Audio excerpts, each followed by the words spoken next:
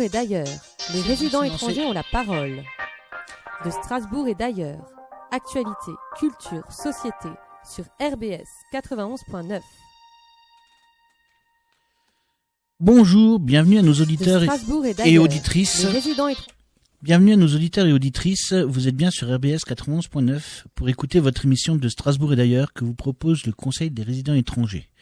Avec nous, pour vous donner à entendre la voix du monde, la talentueuse Nabou. Bonjour Nabou. Bonjour Eric, bonjour Strasbourg. Et au micro et à la technique avec moi, Eric. Bonjour Strasbourg. Alors dis-moi de quoi allons-nous parler aujourd'hui Nabou?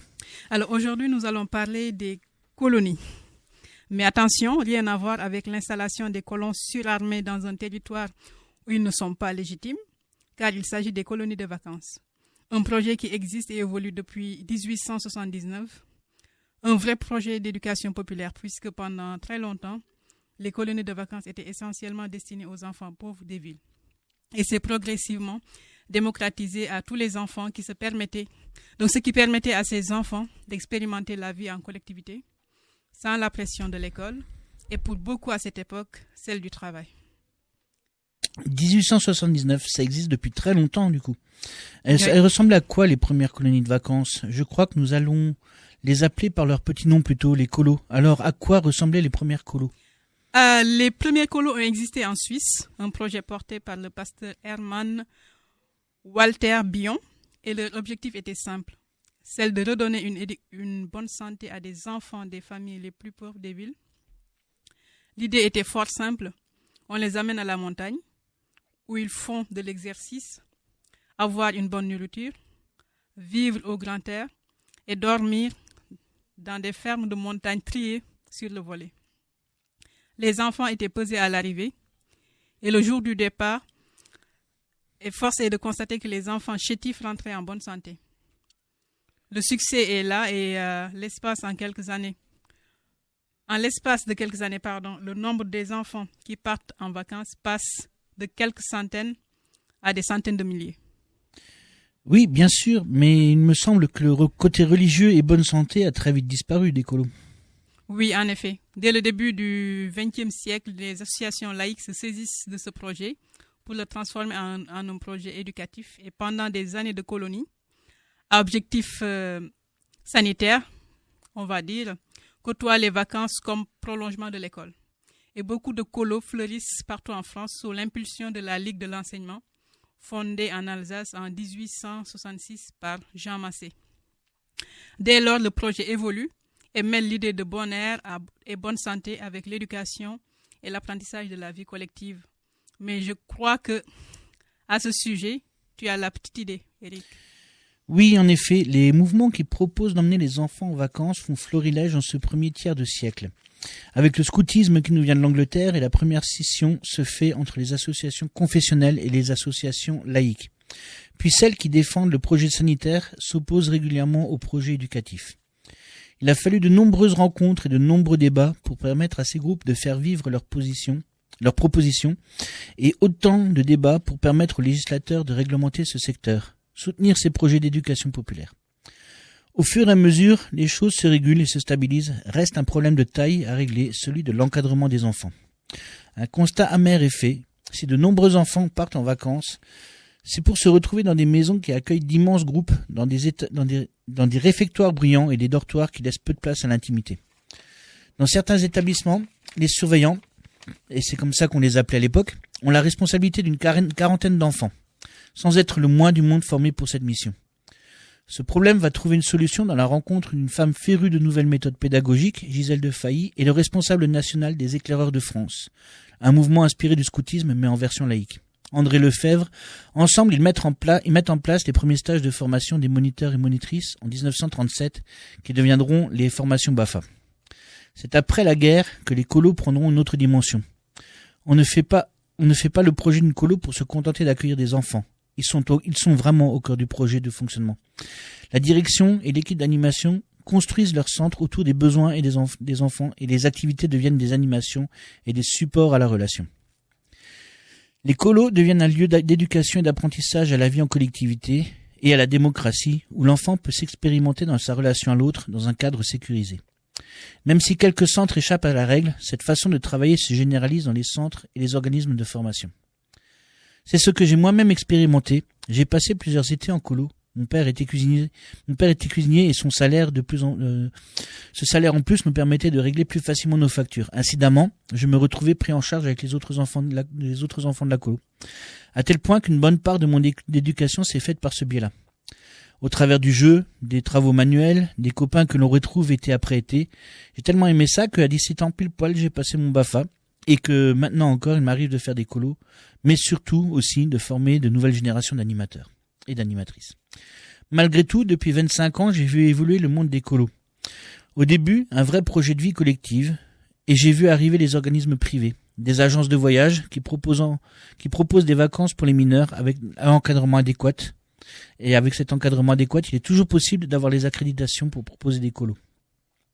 Pour ma part, j'ai expérimenté les deux modèles. Si dans le vieux modèle de colo, on se sent plus riche à la fin du séjour, on se sent riche de notre vécu, de ce que nous avons appris sur nous, sur les autres. Le modèle actuel ressemble plus à un modèle où on consomme de l'activité sans plus de projets, sans plus d'idées que ça. C'est la voie, l'évolution des colonies de vacances, et ici on parle vraiment de public cible, autrement dit ceux qui peuvent payer. On est loin du vivre ensemble, ensemble que permettait la mixité des établissements largement soutenus par les collectivités. Je me suis, comme beaucoup d'autres, construit une vraie identité de citoyen en fréquentant assidûment les colos. Mais je ne sais quels citoyens vont produire ces nouveaux centres de vacances. Merci Eric pour cette introduction, cette chronique introductive sur la colo. Avant de poursuivre, une petite pause musicale. Que nous proposes-tu, Eric ? Alors vous attendriez peut-être à ce que je vous passe les jolies colonies de vacances de Pierre Perret. Eh bien non, j'ai sorti de mon vieux diapason rouge. C'est un carnet de chants édité par le mouvement Scout. Et dedans, il y a les grands classiques des colonies de vacances. J'ai pioché ma playlist dans ces pages. Alors pour commencer, le classique des chansons de colonies de vacances. Bien plus qu'une chanson, c'est un vrai test. Si quelqu'un vous dit qu'il a fait des colos et qu'il ne connaît pas cette chanson, vous pouvez dire que c'est un mensonge. Ou alors, c'était pas vraiment de colo. C'est Le Matou revient de Steve. De Strasbourg et d'ailleurs, les résidents étrangers ont la parole. De Strasbourg et d'ailleurs, actualité, culture, société, sur RBS 91.9.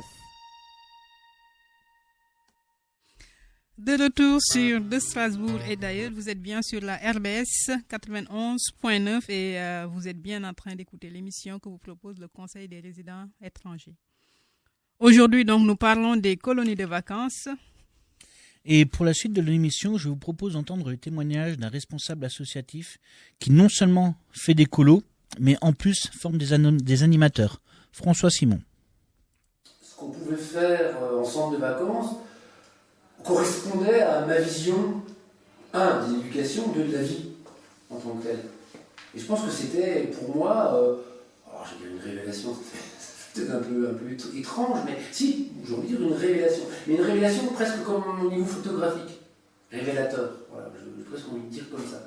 Et je trouve que quelque part, découvrir qu'effectivement, le lever individualisé en particulier, bien organisé, bien réfléchi, permettait de démarrer la journée merveilleusement bien, et pour chacun au rythme, à son rythme, c'est tellement quelque chose d'assez fantastique. Et puis je pense aussi que la deuxième chose qui m'a vraiment complètement séduit, je dirais, quand je faisais des centres de vacances, c'était l'équipe. C'est-à-dire la notion d'équipe, la notion de préparation, la notion de projet, c'est-à-dire quelque part comment on pouvait ensemble poursuivre des objectifs. J'avais pas de notion d'objectif à l'époque, franchement. Les premières colos que j'ai faites, honnêtement, j'étais absolument pas militant dans la tête. J'allais encadrer les gamins à point. Et puis, en fait, je me suis laissé prendre par tout ce qui s'est passé, l'aventure collective. Et je pense que c'est vraiment ça, moi, qui me paraît. Puis au-delà de ça, c'est aussi permettre aux enfants et aux adolescents quand même de vivre des situations qu'ils ne peuvent vivre nulle part ailleurs. Enfin, en tout cas, les préparer aussi à les vivre tout seul après. Je prends alors mon deuxième souvenir, c'est aussi en Canada en Irlande, milieu des années 90, où bon, j'ai toujours pratiqué quand je faisais des camps d'ados. Quand les adolescents pouvaient partir tout seuls, 3 nuits, 4 jours. Bon, et le souvenir le plus marquant, mais aussi le plus fort, c'est quand des adolescents étaient partis à 4 en vélo, à vélo et des vélos, bon, et puis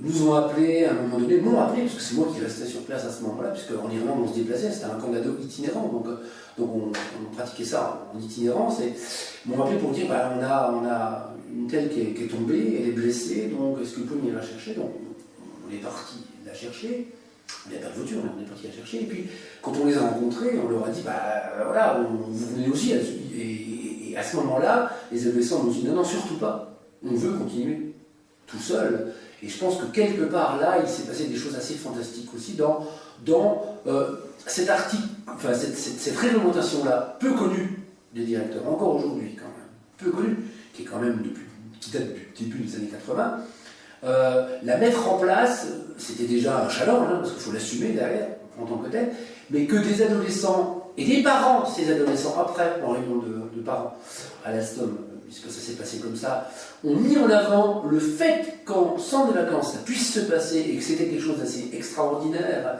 et de très éducatif, ça c'est un des souvenirs les plus marquants. Pour être honnête, c'est un des souvenirs les plus marquants. J'en ai d'autres dans ce domaine-là aussi, qui sont peut-être moins rigolos, mais qui marquent, qui veulent dire aussi que dans les centres de vacances, il peut se passer des choses qui peuvent pas se passer ailleurs, j'ai envie de dire. En tout cas, la première fois.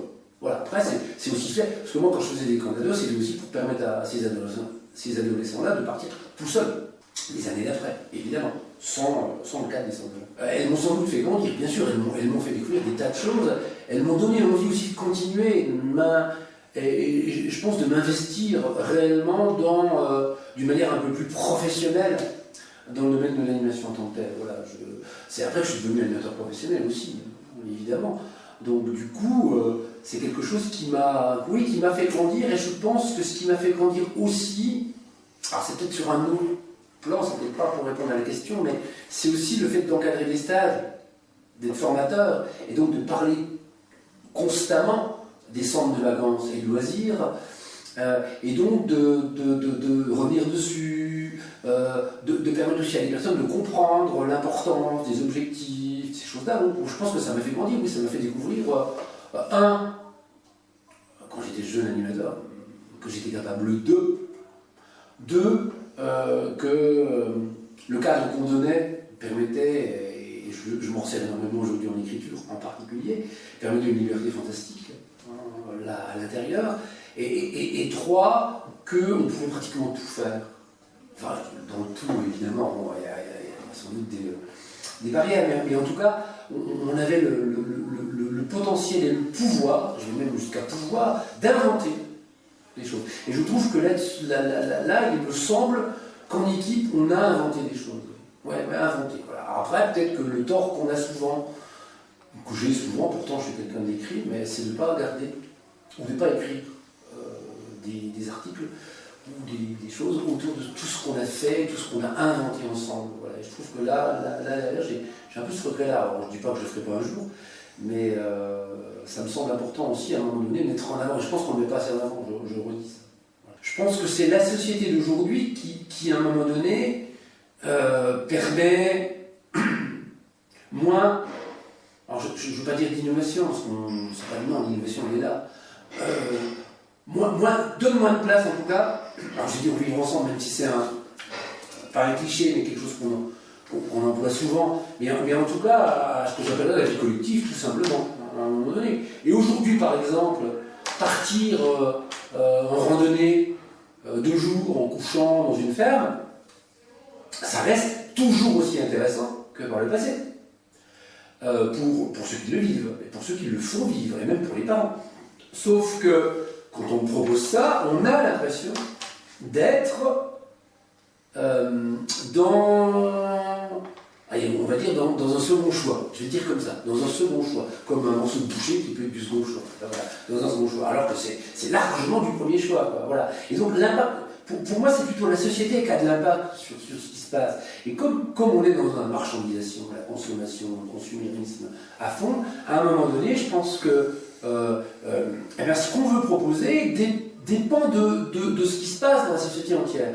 Et du coup, c'est un cercle vicieux en fait, puisque comme tout ce qui se vit dans les centres de vacances aujourd'hui, souvent se cantonne à du consumérisme, et au lieu de permettre à des enfants, à des adolescents d'être les penseurs, les acteurs, les auteurs de leur vie, de leurs pensées, ils sont mieux préparés, et je vais dire comme ça, à mon avis, à être des bons moutons, d'un bon troupeau, tranquille. Voilà. Et je pense que ce cercle vicieux, il conduit à ça aujourd'hui. Ouais, je pense qu'il conduit vraiment à ça. Je ne veux pas être alarmiste, mais je trouve que, franchement, je pense qu'il conduit à ça. Donc il est urgent de continuer à penser, et continuer à mettre en place des centres de vacances, ou renouveler, ou proposer des centres de vacances qui permettent et qui mettent en avant la vie collective, la place de l'enfant, la place de l'adolescent, et le projet avant tout, quoi. Et quand on lui demande comment il voit l'évolution des colonies de vacances, voici ce qu'il nous répond. Une nouvelle forme d'invention, trouver de nouvelles formes de vacances, trouver de nouvelles formes. Quand je dis de nouvelles formes de vacances, c'est pas de nouvelles destinations, c'est pas de nouveaux trucs, c'est pas une nouvelle surenchère à un moment donné. Mais par exemple, je rêve qu'à un moment donné, aujourd'hui, on puisse retrouver dans tous les centres de vacances. En fait, c'est peut-être ça l'ambition. C'est en fait que les exemples, les expériences qui naissent actuellement ou qui perdurent actuellement, où le public a toute l'attitude pour vivre à son rythme, inventer des choses, avoir la parole, renverser le pouvoir, non, je dis ça, je vais un peu loin, mais bon, puisse s'étendre comme une contagion. En fait, c'est peut-être ça l'ambition. C'est-à-dire que la minorité devienne majorité, en fait. Et moi, je rêve de voir aujourd'hui, dans tous les centres de vacances, une possibilité pour le public de se lever à l'heure où il veut. Je dis bien à l'heure où il veut, c'est comme ça que je fonctionnais, moi, quand j'étais directeur aussi. Hein. Bon, il y a des gamins qui étaient debout à 6h30, d'autres à 11h. Hein. Bon, et voilà. Et d'organiser autour de ça la journée de façon à ce que les enfants, en collectivité, puissent vivre comme chez eux, avec en plus tout l'apport de la vie collective. Voilà, et donc en gros, c'est quelque chose d'assez extraordinaire. Donc l'ambition, elle est bien dans la contagion, c'est-à-dire elle est bien dans l'endémie, dans la pandémie, d'accord, à un moment donné. Mais c'est pas une maladie, d'accord, voilà. Mais en même temps, j'aime bien ce terme-là parce qu'on voit bien comment ça se répand et comment ça gagne peu à peu. J'allais dire les choses. Et il me semble que c'est plutôt ça. Ou alors une marée, je ne sais pas comment on peut dire, mais quelque chose en tout cas qui quelque part va s'installer. Voilà. Moi, c'est l'ambition que je ne suis pas sûr que dans les années qui viennent, elle réussisse à se concrétiser, mais en tout cas, peut-être à peine plus tard. C'est maintenant l'heure d'une petite pause musicale. Eric, que nous proposes-tu ? Alors, moi, je vais vous proposer un autre tube des colonies de vacances, une chanson qui m'a tellement accompagné que même maintenant, je pourrais encore la chanter par cœur. Alors, c'est Santiano de Hugo Frey. Et tout de suite après, je passe une chanson qui est trop méconnue, du trop méconnu chanteur Pierre Chêne, La Fillette et le Loup. De Strasbourg et d'ailleurs, les résidents étrangers ont la parole. De Strasbourg et d'ailleurs, actualité, culture, société, sur RBS 91.9. De retour sur De Strasbourg et d'ailleurs, vous écoutez l'émission que vous propose le Conseil des résidents étrangers sur la RBS 91.9. Nous sommes actuellement en présence de Benoît Grosjean, administrateur d'une association qui organise des colonies de vacances. Bonjour, M. Grosjean. Bonjour. Pouvez-vous vous présenter en quelques mots ? Donc, Benoît Grosjean, je suis président de l'association Jeunesse Heureuse, qui est un centre de plein air qui se trouve à l'Allée. L'Allée est un village au fond de la vallée du Val de Villers. Et donc, nous sommes un centre de vacances qui existe depuis plusieurs décennies, qui a été créé à l'époque dans le grand mouvement d'éducation populaire tel que Eric l'a décrit. en quelques mots.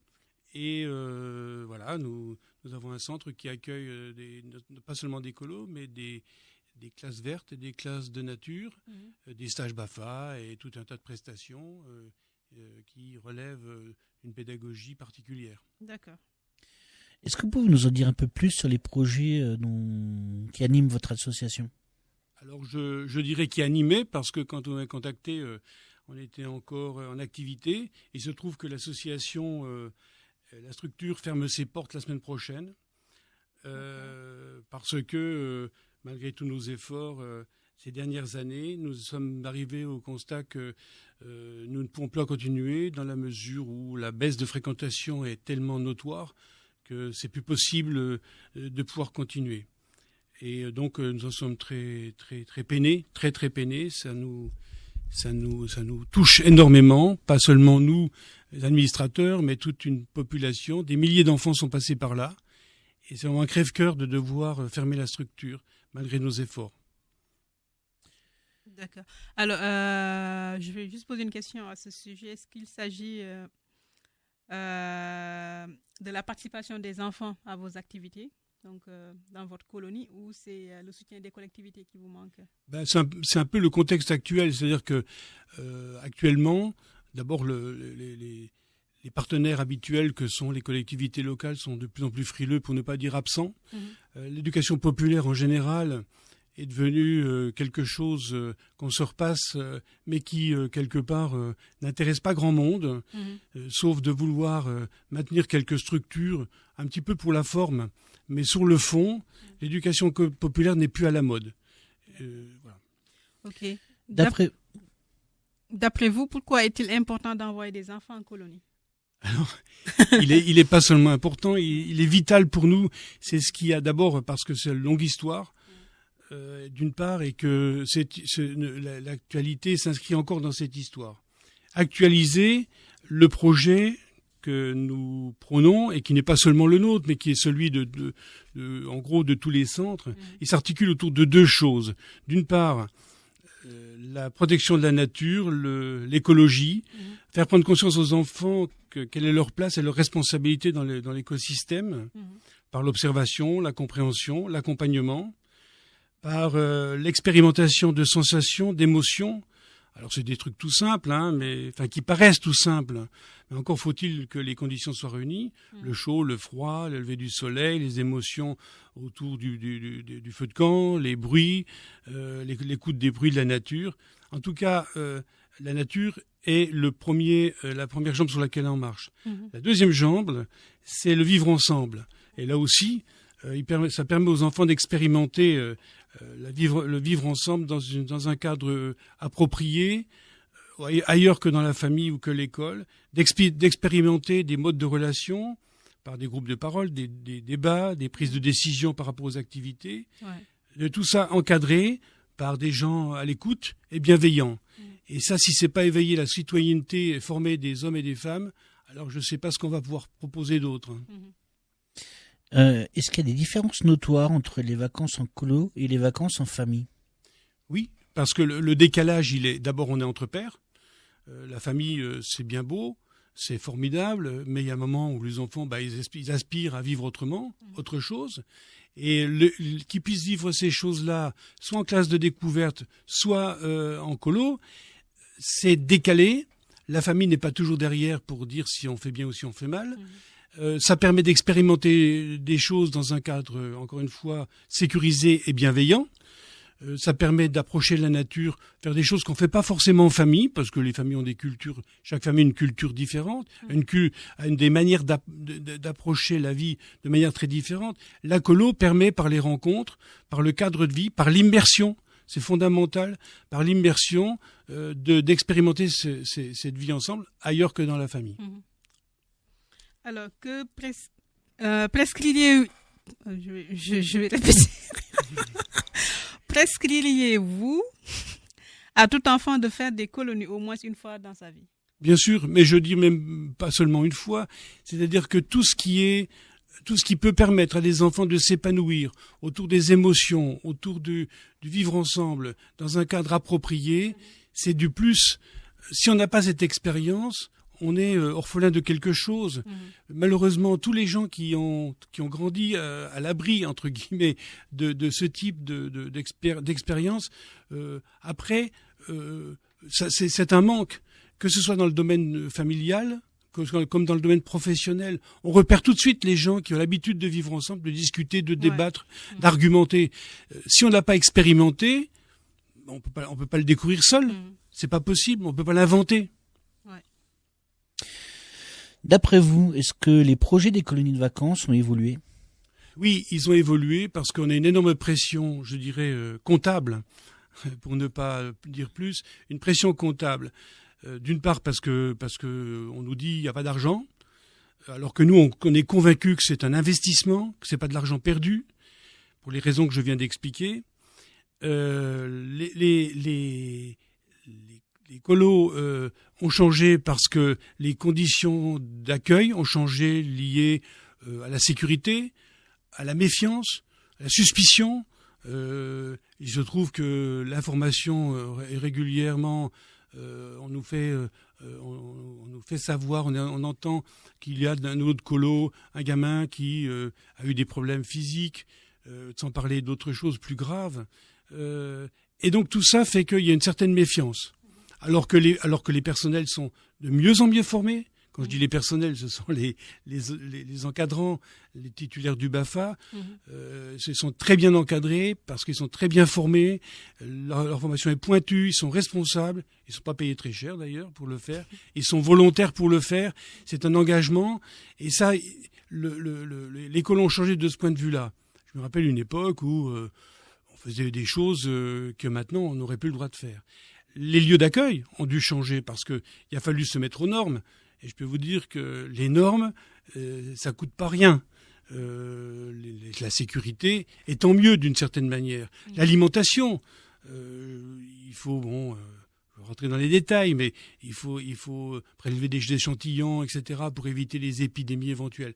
Donc tout ça fait que les choses ont bien changé. Et puis la mentalité, on est quand même dans une société très individualiste, où le collectif passe au second plan, chacun revendique pour soi, et après seulement pour les autres.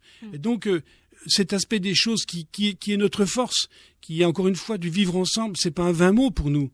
C'est un projet, sans vouloir utiliser de grands mots, c'est un projet politique. Il s'agit de faire des hommes et des femmes responsables. Donc si on n'expérimente pas ça là, je sais pas où on pourra le faire. Donc les choses ont bien changé. Et je trouve que, quelque part, les enjeux sont plus importants maintenant qu'avant. Parce que dans une société atomisée, dispersée, quand on voit tout ce qui se passe dans les quartiers, des quartiers en grande difficulté, où toutes les structures, toute la culture ouvrière a disparu, les politiques, les syndicats, etc., où les gens sont quand même beaucoup livrés eux-mêmes, eh bien, s'il n'en reste qu'un, ce sera nous. D'accord. Alors, on l'a constaté, le secteur des colonies de vacances est de plus en plus concurrentiel. À votre avis, est-ce un bien ou un mal pour les enfants accueillis ? Alors, c'est un bien pour un mal. C'est-à-dire que c'est vrai qu'on avait tendance, à partir du moment où on a considéré qu'on avait un bon projet pédagogique, qu'on était des gens responsables, bien formés et tout, on a un peu considéré que le reste n'avait pas beaucoup d'importance. Et donc, le fait de revenir à une réalité, c'est que une réalité, je dirais, quotidienne avec, il faut un petit peu d'argent, c'est pas plus mal. Sauf que le secteur concurrentiel veut dire une concurrence déloyale, en ce sens que quand on propose aux gamins, à des adolescents, de se réunir autour d'un feu de camp, de fabriquer son pain, de chanter une chanson, c'est sûr que la concurrence est difficile avec des jeux vidéo, des sports extrêmes. Or c'est vrai, on est directement concurrentiel avec tout un tas de gens et d'organismes qui proposent aussi ces choses-là. Quand on propose de faire du karting, alors je dis pas que le karting c'est pas bien, hein, c'est pas ça, mais je veux dire, on a du mal quelquefois. Et puis le problème c'est que les personnes les plus impactées parce que concurrentiel, ça veut dire aussi des prestations de, entre guillemets, de haut niveau. Or, les prestations de haut niveau, nous, on peut pas se le permettre, et les familles ne peuvent pas se le permettre. Donc, les enfants les plus impactés par tout ça, par la disparition de nos structures, ce sont les enfants les plus fragiles, ce sont les familles les plus fragiles. Et donc, on va pas quand même arriver, ce qui est quand même à craindre, parce que je l'ai entendu ici ou là dans des réunions, à des séjours low cost, c'est-à-dire qu'il y aurait des séjours pour pauvres et des séjours pour riches, ce qui est déjà un petit peu le cas. Mais je trouve ça, encore une fois, le vivre ensemble, c'est la mixité. C'est-à-dire que en colo, on rencontre des gens dont les parents sont chômeurs, ouvriers, des gamins dont les parents sont cadres. Quand je dis les colos et les classes de découverte et les classes vertes, c'est un peu le même problème. C'est-à-dire que là aussi, c'est l'occasion de vivre des choses ensemble avec des gens de différents niveaux socioculturels. Moi, d'après mon expérience, en tant que colon, en tant qu'animateur et en tant que formateur, une grosse différence que j'ai constatée aussi entre les colonies de vacances, celles qui proposent, celles qui viennent du secteur privé, qui proposent de hautes prestations ou des hauts niveaux de prestations, les autres, c'est que des témoignages que j'ai eus des enfants qui nous discutaient à la fin des colos traditionnels, ils se sentaient avoir grandi.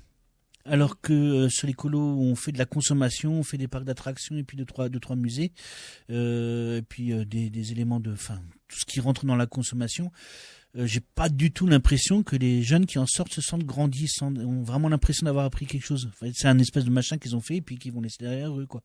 Et pas quelque chose qui aura participé à leur propre construction. Moi, j'aurais tendance à placer ça au niveau des émotions. C'est-à-dire que les gamins actuellement, vu tout ce qu'ils vivent, notamment par tout ce qui est audiovisuel, etc., ont l'habitude d'avoir des émotions fortes, entre guillemets. Alors ça, c'est la violence, c'est la sexualité, c'est des choses comme ça. Or, nous, ce qu'on propose, c'est pas ça. Ce qu'on propose, ni la violence, ni la sexualité, bien sûr. Non, ce qu'on propose, c'est des émotions plus fines, qui demandent un petit peu plus d'engagement. Or, et qui sont pas payantes.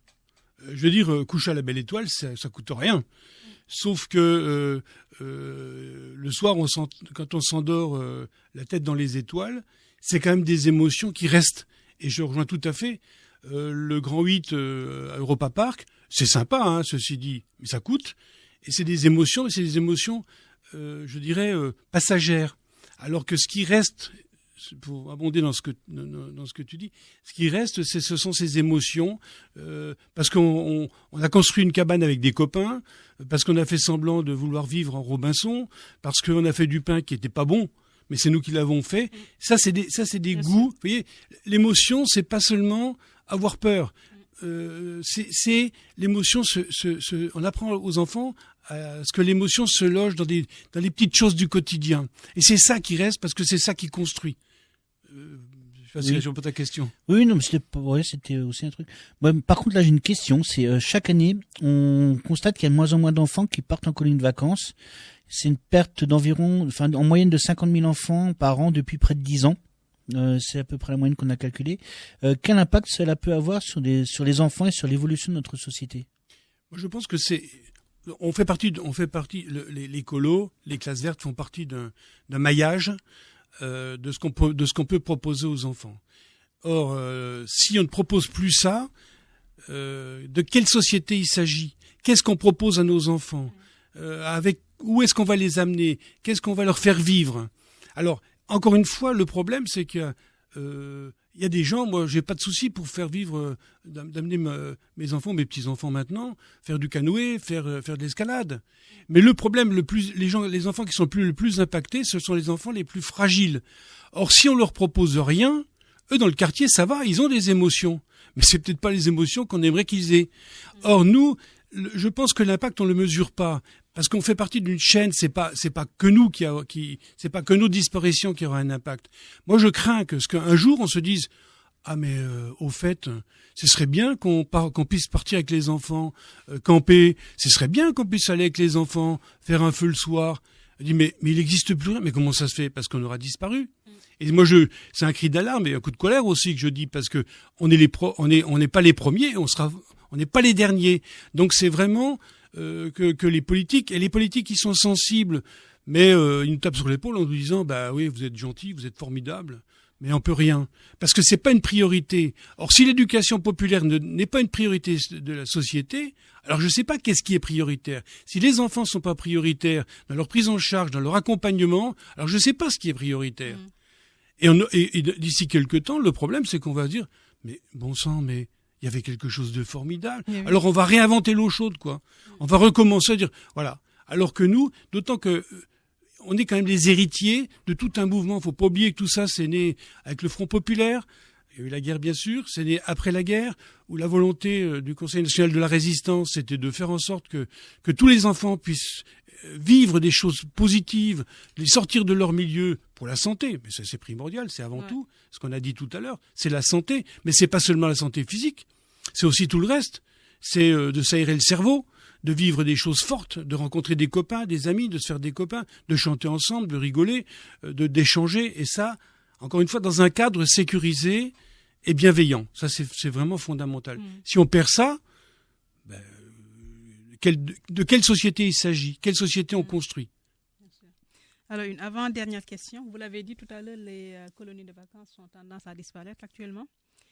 Que faire pour éviter cette disparition? Quelles sont vos préconisations?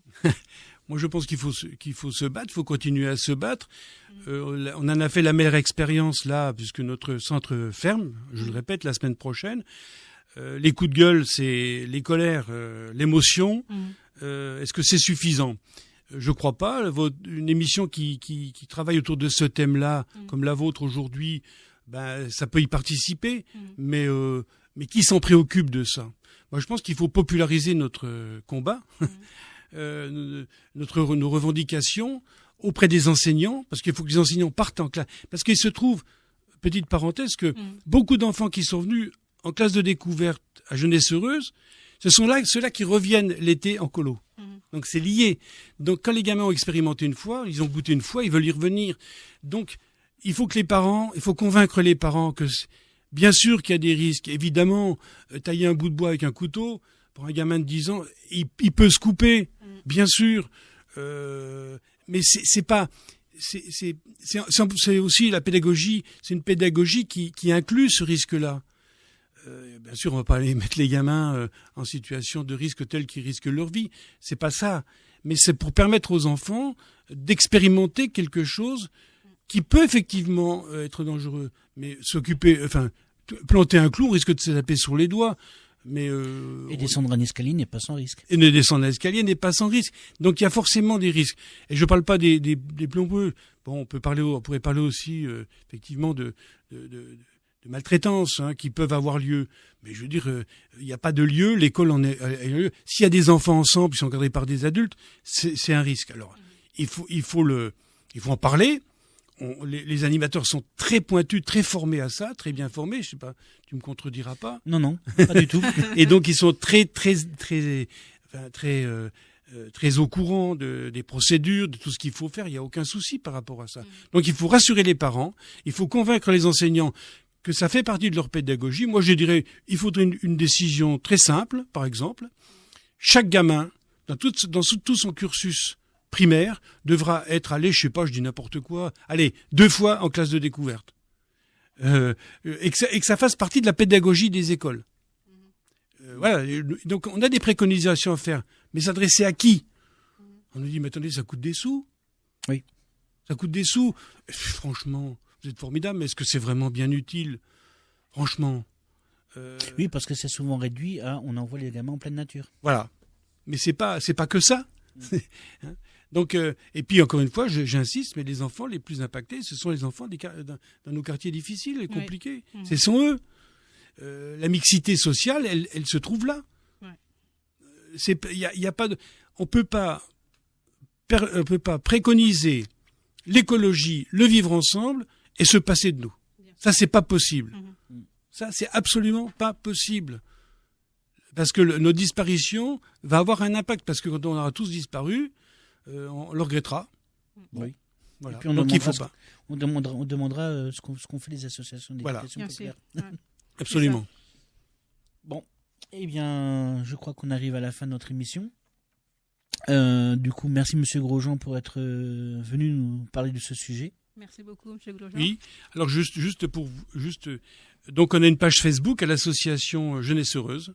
On a une page Facebook où vous trouverez toutes les informations sur notre vie et le fait qu'on ferme la maison, qu'on met la clé sous le paillasson demain, la semaine prochaine plutôt. Hein. Donc vous trouvez sur Jeunesse Heureuse sur Facebook. Et si vous avez des choses à nous dire, à communiquer, n'hésitez pas, on est à votre écoute. Voilà, notre émission est finie. Rendez-vous la semaine prochaine, même jour, même heure. N'oubliez pas de liker notre page Facebook, parce que nous aussi on a une page Facebook de Strasbourg et d'ailleurs, à l'adresse https:// Facebook, etc., etc. Et tout de suite, Afrique Hebdo.